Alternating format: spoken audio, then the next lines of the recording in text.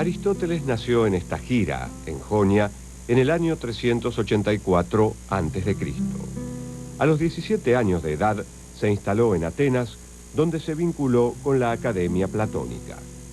Permaneció allí hasta el 347 a.C., año de la muerte de su maestro, Platón.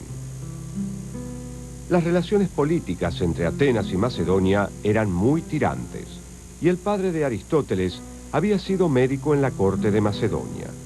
Eso hacía sospechoso al propio Aristóteles de ser un agente macedonio. Por su propia seguridad, Aristóteles dejó Atenas y se estableció en Lesbos. En el 343 a.C. fue llamado por Filipo de Macedonia para que se hiciera cargo de la educación de su hijo Alejandro, de 13 años. Poco después, Aristóteles se casó con Pitias, hermana del rey Hermias, asesinado por los persas. Con ella tuvo 2 hijos. A la muerte de Filipo en el 336 a.C., Alejandro fue constituido rey. Aristóteles aconsejó al joven soberano: trata a los griegos como su guía y a los bárbaros como su señor. Alejandro destruyó Tebas y consolidó su poder sobre las ciudades griegas. Aristóteles volvió entonces a Atenas y se instaló allí. Su elección no era caprichosa. Se trataba del punto de reunión de investigadores y maestros de todo el mundo griego. Fuera del muro de Atenas se encontraba el Liceo, uno de los gimnasios públicos más antiguos y famosos de la ciudad. Allí, en sus jardines, durante unos 13 años, dio sus lecciones Aristóteles. De esta época data la mayor parte de su obra. Solo una parte de ella ha llegado hasta nosotros. Los escritos conservados ocupaban 106 rollos de papiro, pero la producción escrita total, según el catálogo alejandrino, llenaba unos 550 rollos. Lo que conocemos de su obra atestigua su enorme capacidad de asombro y deseo de saber. Su interés se desplegó rigurosamente por diversos ámbitos: lógica, física, meteorología y astronomía, zoología, retórica, poética, ética y metafísica. Los escritos que se conservan son, en su mayor parte, manuscritos o apuntes de clases. De ahí su estilo pedagógico y árido. Sabemos que también escribió diálogos, cuya fuerza y claridad fueron elogiados, pero que se han perdido. También compuso himnos y poemas, de los que solo se conservan fragmentos.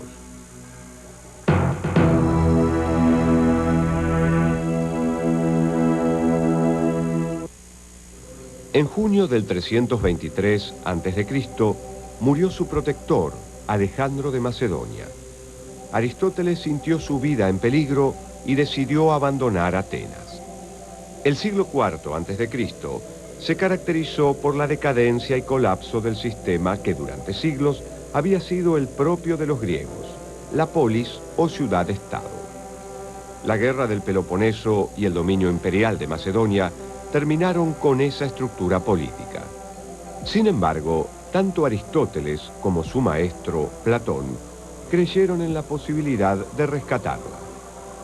Los legisladores que dieron sus constituciones originales a las polis, Solón, Dracón y otros, entendían que el tema central de la política era el poder y la supremacía. Aristóteles afirmará, en cambio, que la finalidad de la política es la felicidad y ética de los individuos.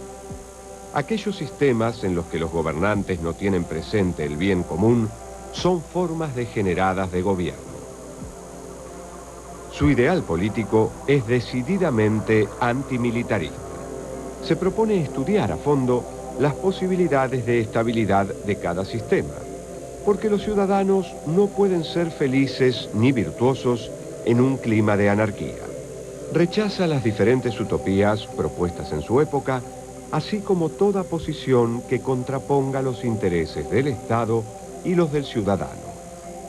Toda comunidad está constituida en vista de algún bien, porque los hombres siempre actúan mirando a lo que les parece bueno. Y si todas tienden a algún bien, es evidente que más que ninguna, y al bien más principal, la principal entre todas y que comprende todas las demás, a saber, la llamada ciudad y comunidad civil. La polis no es, para Aristóteles, una unidad de lugar, un recinto rodeado de murallas o un convenio de mutua ayuda, sino una comunidad de familias y aldeas que aspiran a una vida feliz y buena. Lo que caracteriza a la polis es la división de funciones y la cooperación. La ciudad, que verdaderamente lo es, y no solo de nombre, debe preocuparse de la virtud, porque si no, la comunidad se convierte en una alianza, pero deja de ser capaz de hacer a los ciudadanos buenos y justos. La palabra griega polis no es fácilmente traducible. Señala un ideal ético y político propio de la cultura griega. Se traduce a veces por Estado y a veces por ciudad, pero con la advertencia de que Aristóteles fue absolutamente ajeno a estos conceptos, tal como los entendemos hoy. En política, le presta atención a cuestiones urbanísticas. Hay numerosas indicaciones respecto de la provisión de agua potable, la división en barrios, la ubicación idónea del ágora y los gimnasios y las zonas comerciales. Especialmente importante le parece a Aristóteles el tema del tamaño adecuado de una polis.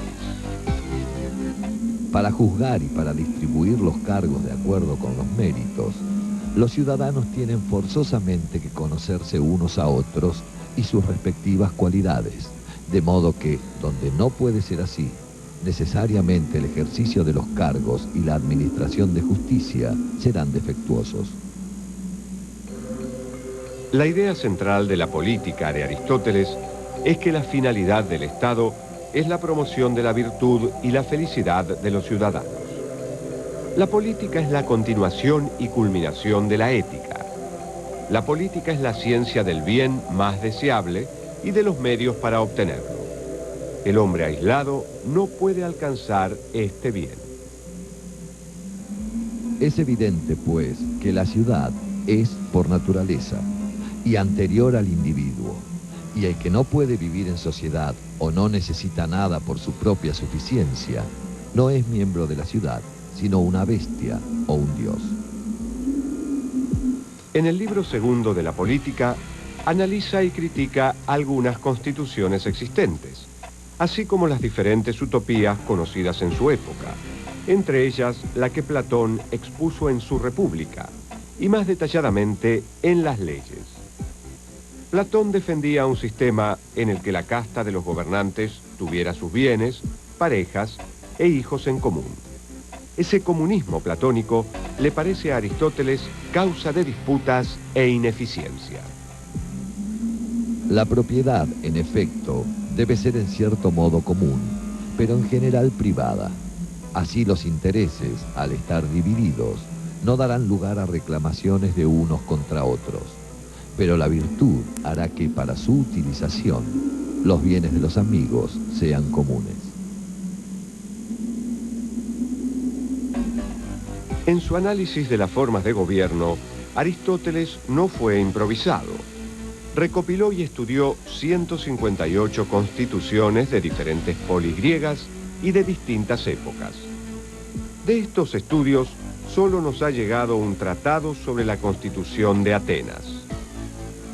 En los libros séptimo y octavo de su política, Aristóteles presenta un programa de educación que prepare y promueva el Estado ideal.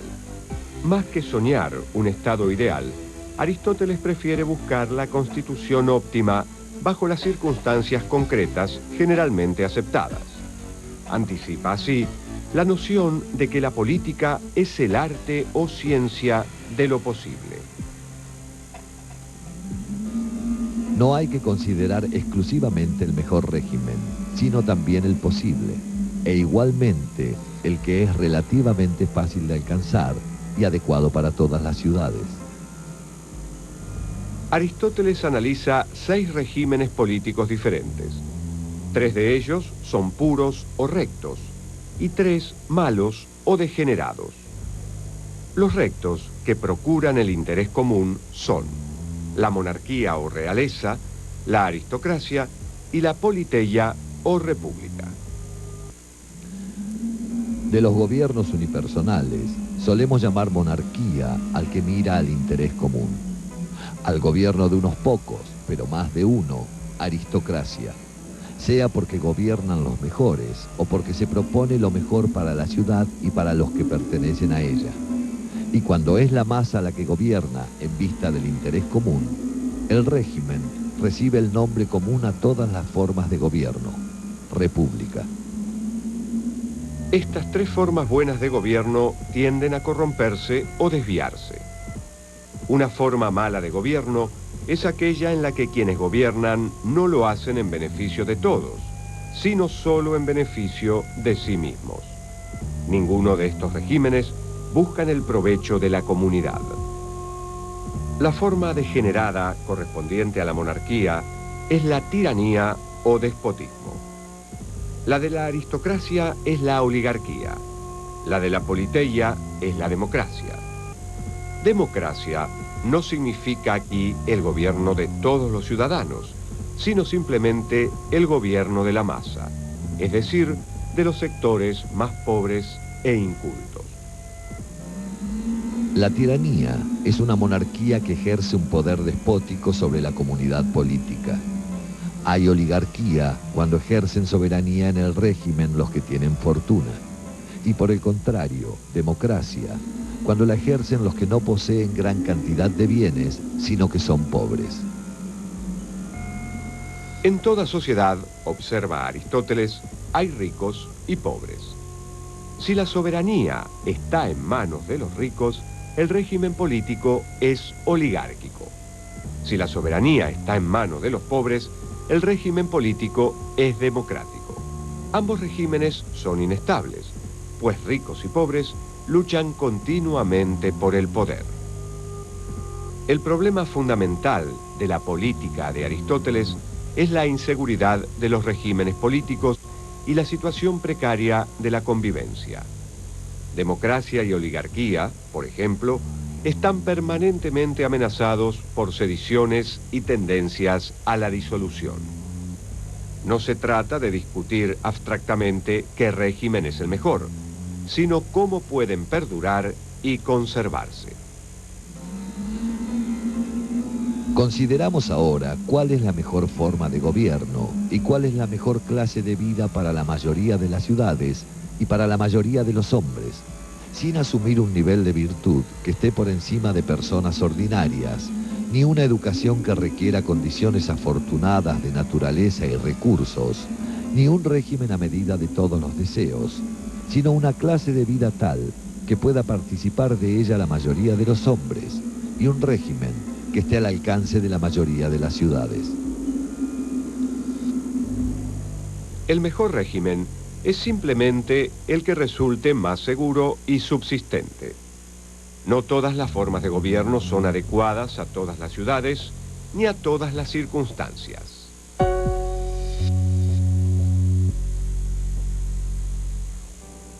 Aristóteles propone combinar aspectos de los diferentes regímenes para obtener un régimen más estable. Muestra aquí una vez más su carácter práctico. Se trata de plantear el mejor régimen posible y no el mejor régimen pensable. La virtud es el término medio entre los diversos excesos. El mejor régimen posible es un régimen intermedio, protagonizado políticamente por las clases medias. Donde unos poseen demasiado y otros nada, surge o la democracia extrema, o la oligarquía pura o la tiranía. Que el régimen intermedio es el mejor es evidente, puesto que es el único libre de sediciones. En efecto, donde la clase media es numerosa, es donde menos sediciones y disensiones civiles se producen. Aristóteles propone algunas medidas concretas. Una de ellas es el respeto a las mayorías en las asambleas. Otra es la alternancia electiva de las magistraturas. Otra es la división del poder político en consultivo, ejecutivo y judicial. A estas propuestas agrega una firme defensa de la educación estatal y de la alfabetización de todos los ciudadanos. En las páginas de la política se plantea una y otra vez que un Estado solo puede ser estable y próspero si sus ciudadanos son íntegros y virtuosos, y que a la vez estos solo pueden ser buenos en un estado racional y sano. Este círculo virtuoso es aún hoy su principal legado. La influencia práctica de la teoría política aristotélica fue casi inexistente durante siglos, hasta que irrumpió vigorosamente a fines de la Edad Media. Sus ideas impregnaron el pensamiento de Tomás de Aquino y de Francisco Suárez. Nicolás de Oresme, traductor de la política al francés, planteó a partir de ella la teoría de la economía monetaria que revolucionó el siglo XIV. Muchos de los principios políticos aristotélicos fueron asumidos en los siglos XVII y XVIII por la Ilustración francesa e inglesa, así como por quienes hubieron de redactar la Constitución norteamericana y las que luego la tomaron como modelo. El régimen mixto que Aristóteles propuso, su reconocimiento del protagonismo de las clases medias y su convicción de que el Estado no es ni puede ser un fin en sí mismo, fueron la base de las democracias modernas.